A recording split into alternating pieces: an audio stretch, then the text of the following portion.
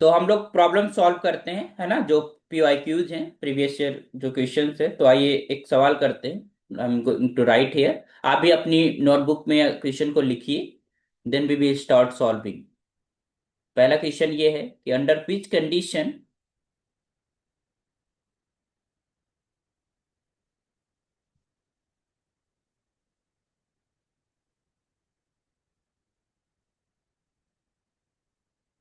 which under which one of the following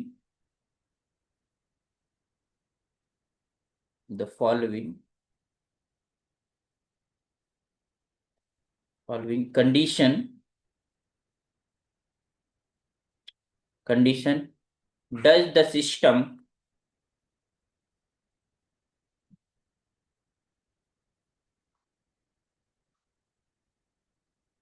given system है, system of equations equations, we have this one, like this, 1 2 4 and 2 1 2, and we have 1 2 a minus 4. Okay, ये three variable है, x Y Z. Okay, यहाँ पर right side में है, this is your 6 6 4 और ए। ये हमारे पास सिस्टम दिया हुआ है। Have unique solution, have a unique solution, मतलब आपका जो सिस्टम है वो यूनिक सोल्यूशन कब रखे। Have a unique solution,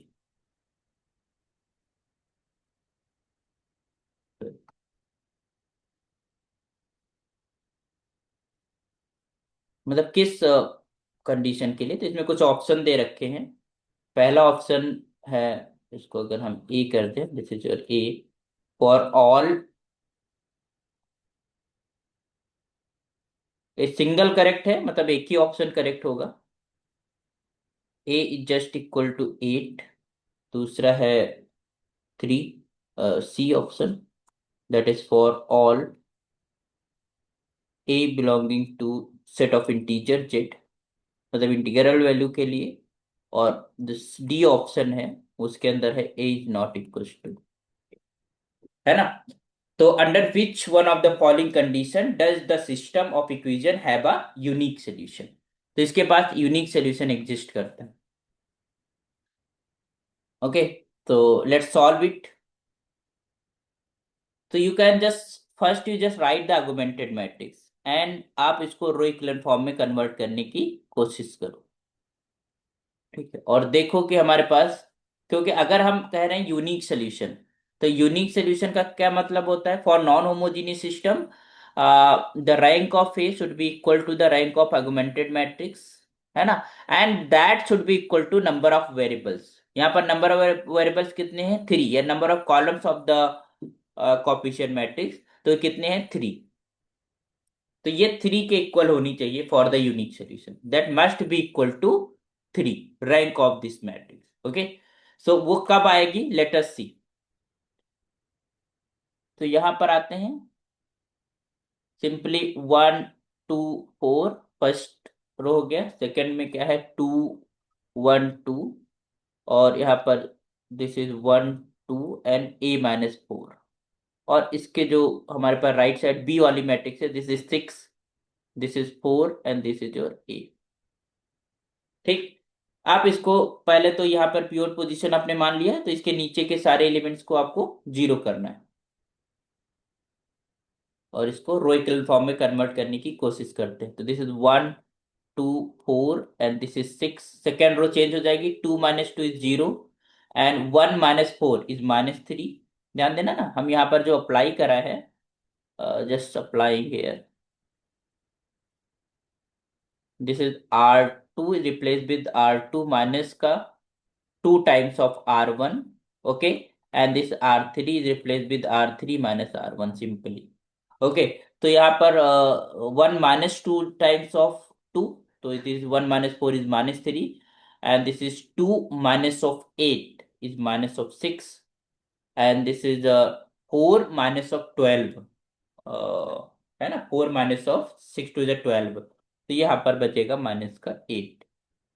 okay, next हम आते हैं यहाँ पे। तो यहाँ 0 है, एंड 2 - 2 इज 0, एंड a -4 - 8, तो ये हो जाएगा a -8। ओके, और यहाँ पर आ जाएगा a -6। Okay,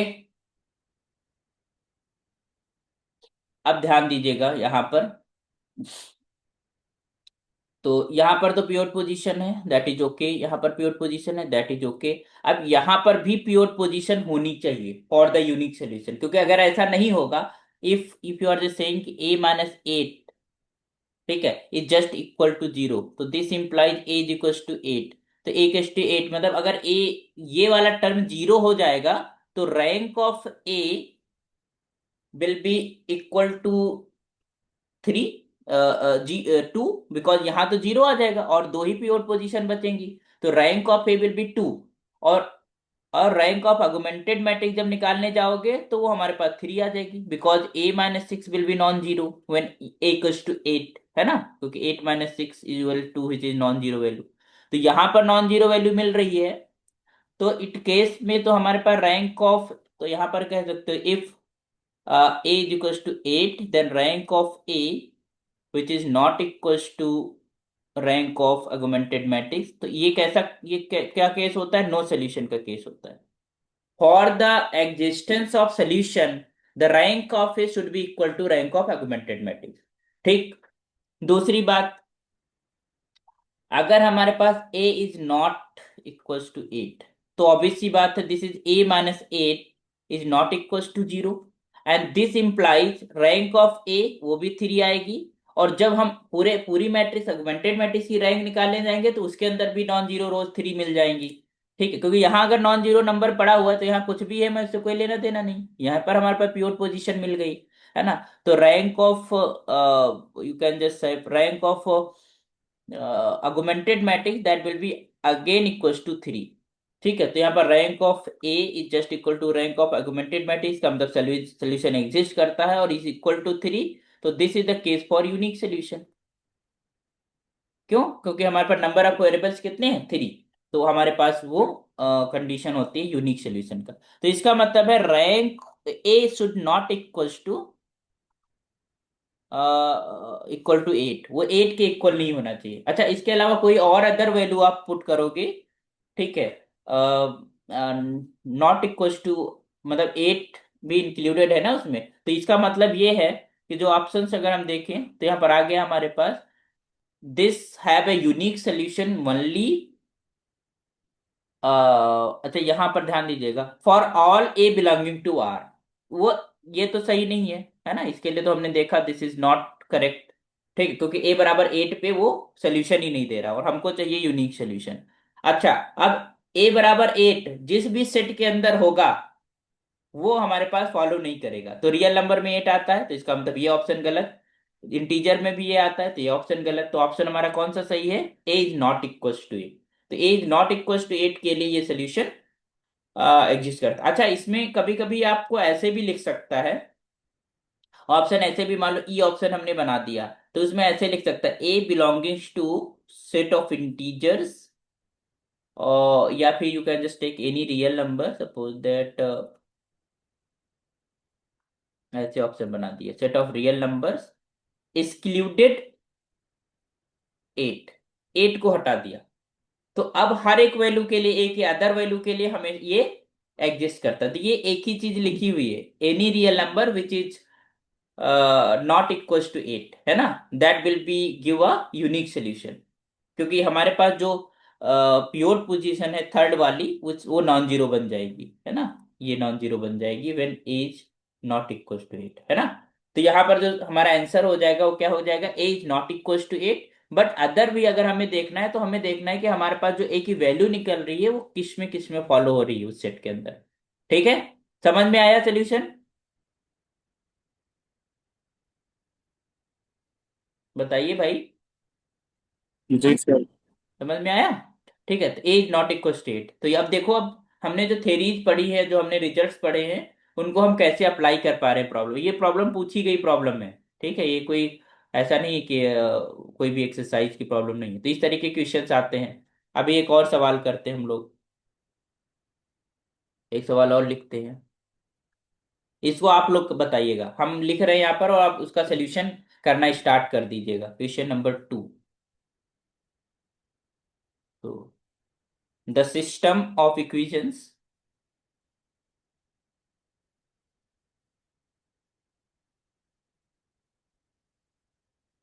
system of equation that is your x plus y, यहाँ पर है x plus y plus z is just equal to 1।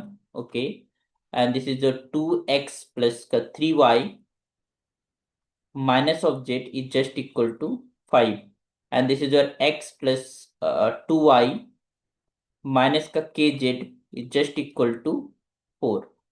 ठीक है, तो where we have this is, you can just say where this is k is any real number, you can take any real number, has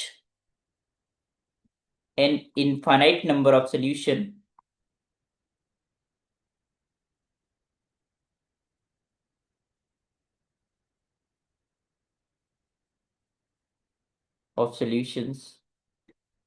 for,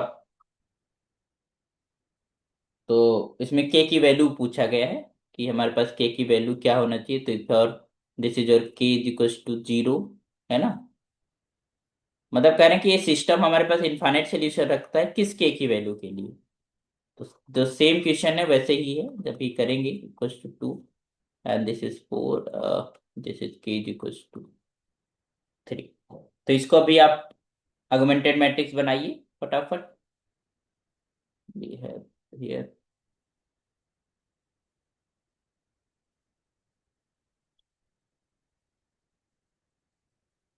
ये भी problem है, C S I R NET की ही है ये भी। C S I R NET दिसंबर 2022 12। चलिए, तो यहाँ पर आप लिखिए, ऑगमेंटेड मैट्रिक्स बनाइए इसका 1 1 1, और फिर तुम्हारे पास 1, दूसरा हो जाएगा 2 2 3 -1, और ये 5, और ये हमारे पास आ जाएगा तुम्हारे पास 1 2 and minus of k, and we have 4 here. ठीक है, तो this is your augmented matrix. अच्छा, एगुमेंटेड मैट्रिक्स को हम रो इक्विवेलेंट फॉर्म में कन्वर्ट करेंगे, और उसी से रैंक ऑफ ए भी निकल आता है और रैंक ऑफ पूरी होल मैट्रिक्स निकल, तो अलग अलग निकालने की जरूरत नहीं, साथ ही साथ में हम कैलकुलेट करेंगे। और जो एलिमेंट्री रो ऑपरेशंस हम लगाएंगे that will be in the whole matrix.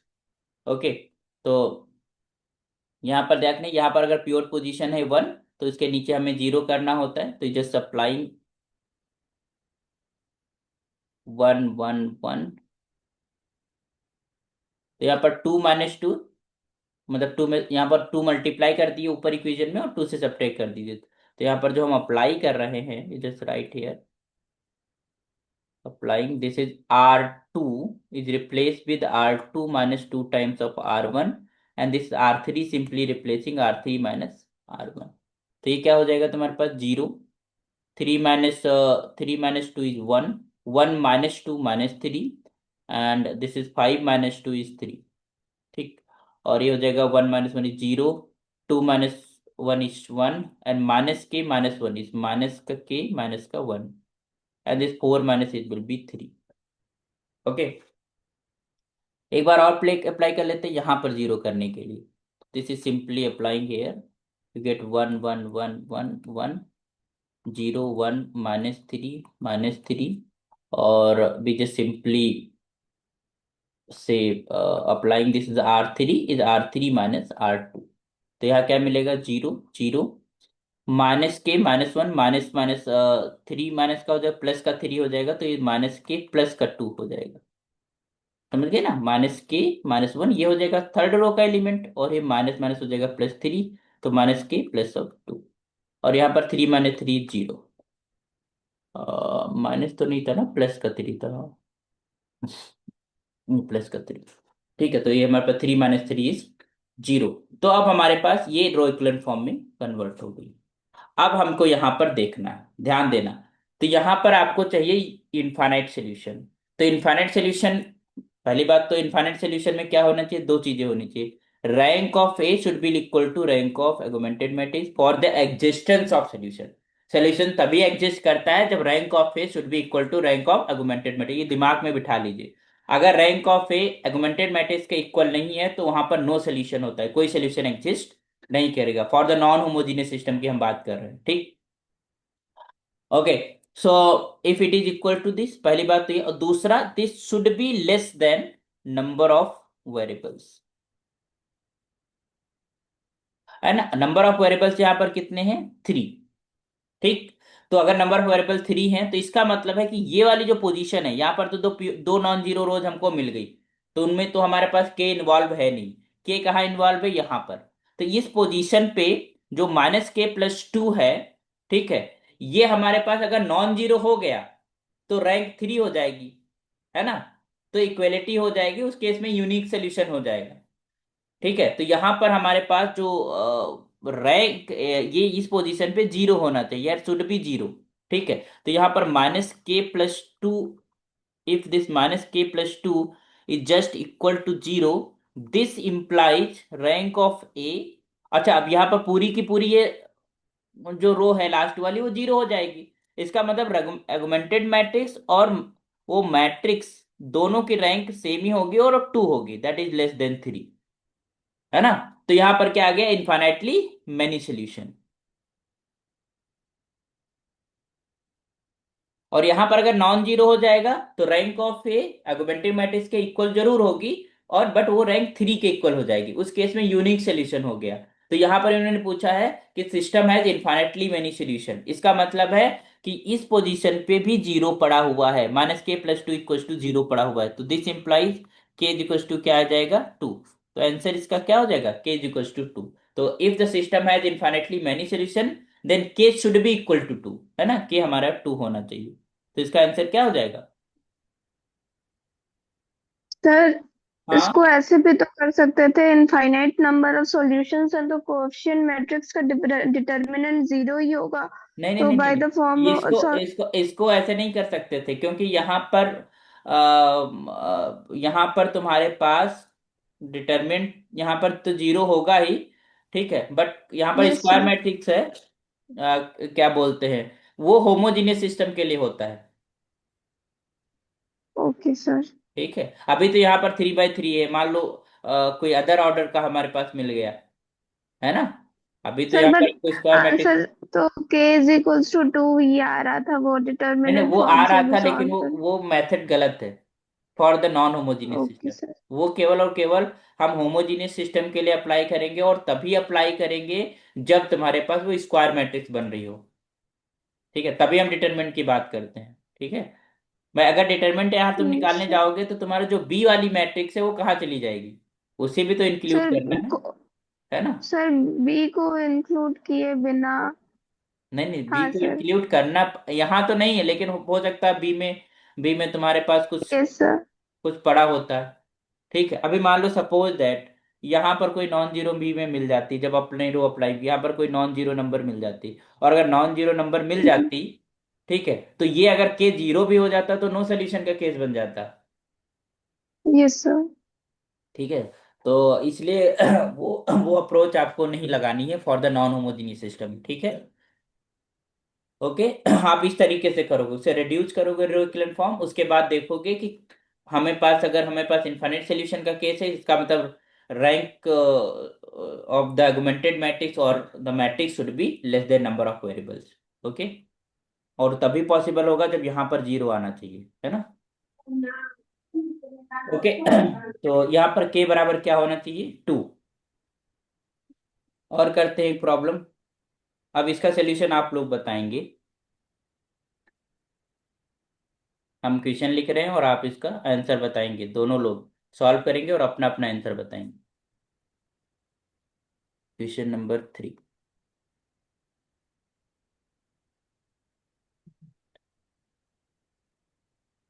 The system of equation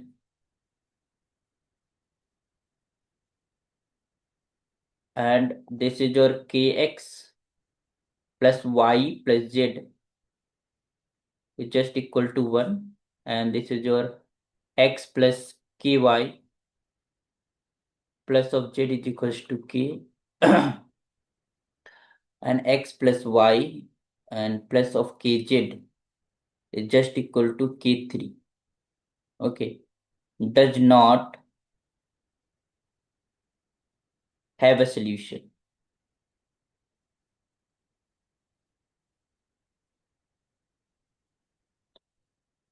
If this is k is equal to k के किस वैल्यू के लिए इनका कोई सोल्यूशन एग्जिस्ट नहीं करेगा, बताइए। पहला तो जीरो है आंसर, दूसरा ऑप्शन है वन, तीसरा ऑप्शन है -1, और चौथा ऑप्शन है,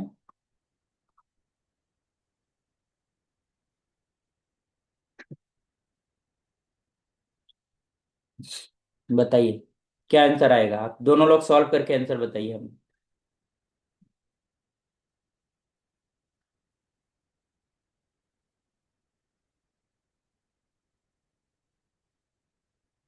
चलिए पॉज कर देते हैं कुछ 2 मिनट। तो आंसर इसका -2 आ रहा आप लोगों का, है ना। तो देखते हैं, हम भी सॉल्व कर लेते हैं इसको। तो सबसे पहले तो इसका हम मैट्रिक्स लिखते हैं, आर्गुमेंटेड मैट्रिक्स।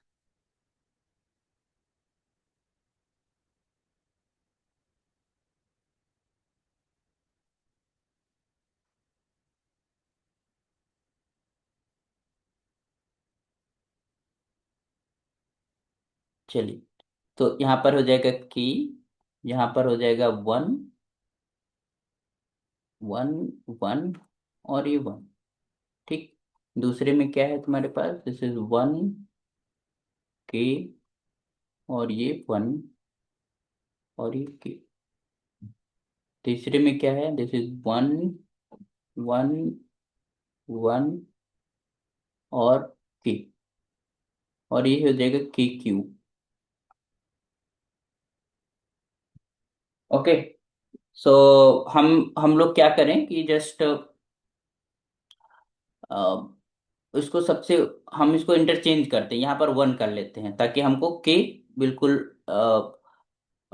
बॉटम में मिले, ताकि हम आसानी हो करने में। तो वी हैव जैसे interchanging first row with the third one. Okay, तो वी हैव, या फिर फर्स्ट को सेकंड से चेंज कर दो, तो this is one k, one up to k, and this is k one, one up to, this is your, you have here 1। okay, and this is 1, 1 k, and this is your k cube। तो यहाँ पर हमने जो apply करा है, this applied R3 is interchange with, नहीं R2, sorry R2 is interchange with R1। Okay, अब हम इसको रोइक्लन फॉर्म में कन्वर्ट करते हैं। कन्वर्ट करें, one k, one up to के, दैट इज ओके। यहाँ पर आप देखिए, तो के से पूरी इक्वेशन में मल्टीप्लाई करिए और सब्ट्रैक्ट करिए। इसका मतलब यहाँ पर आप अप्लाई करिए R2, R2 माइनस के टाइम्स ऑफ R1, और R3 is just equal to R3 minus simply R1। तो यहाँ पर हो जाएगा this is k minus k zero, and zero minus k square, मतलब वन माइनस के स्क्वायर हो जाएगा, क्योंकि के से के मल्टीप्लाई होगा, वन माइनस के, ये वन माइनस के, and this is your one minus k square. ठीक है, और यहाँ पर आ जाएगा जीरो, वन माइनस के, है ना, वन माइनस के, एंड दिस इज योर के -1, and this will be what, this is के क्यूब माइनस ऑफ के। क्लियर। तो यहाँ पर हमारे पास ये चीजें मिली। अभी हमको व्हाट वी कैन डू,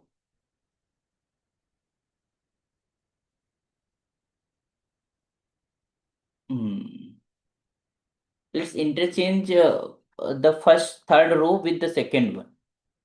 ठीक है, तो हमारे पास,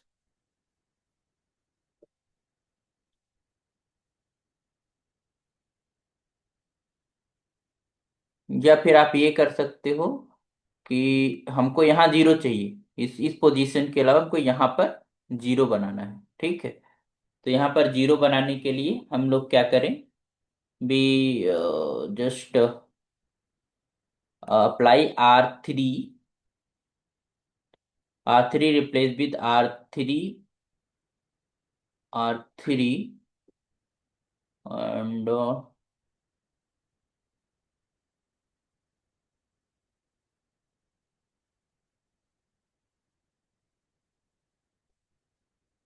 R3 माइनस का डिवाइड नहीं करने पड़े, इसलिए हम सिंपली जस्ट इसको पहले इंटरचेंज कर लीजिए, R2 और R3 को आपस में इंटरचेंज करिए। यहाँ पर हमने R3 और R2 को आपस में इंटरचेंज करा, तो ये हो जाएगा 1 अप टू के। यहाँ हो जाएगा 0 1 - k, and this is k - 1, and this is k³ - k।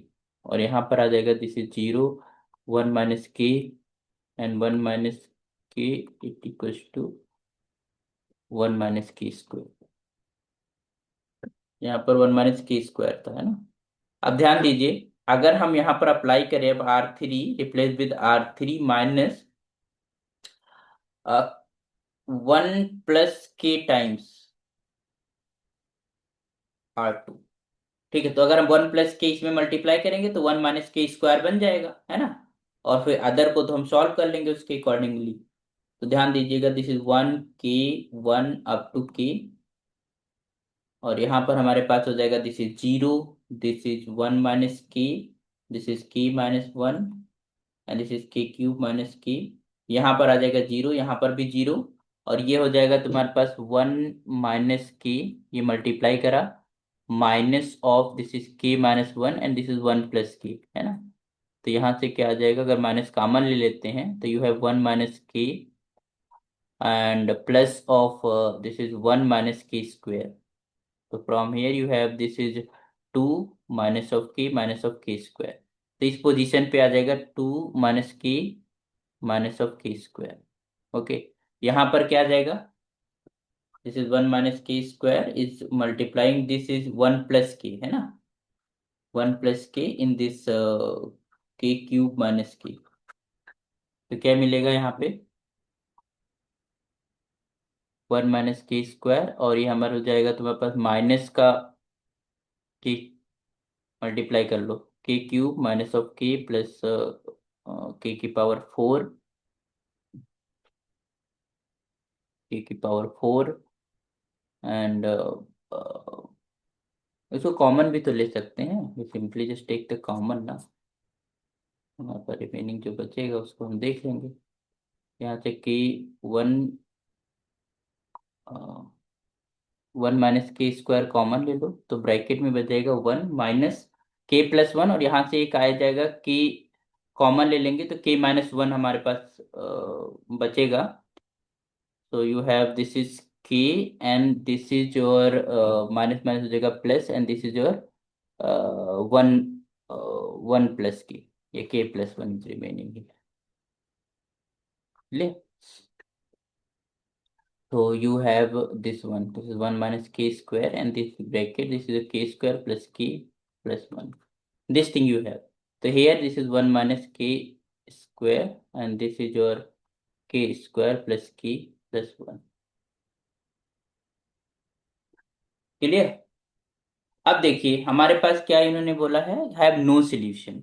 तो नो सॉल्यूशन का मतलब ये है कि this this should B zero, ये वाला जीरो हो जाए बट ये नॉन जीरो हो जाए, तभी तो हमारे पास नो सॉल्यूशन का केस आ जाएगा, है ना। This should B zero and this should B non zero. Okay, तो इसके लिए हमें इसका इसका पहले तो फैक्टर्स करना पड़ेगा, दिस इज k² माइनस का k² माइनस का k+2 is equal to zero.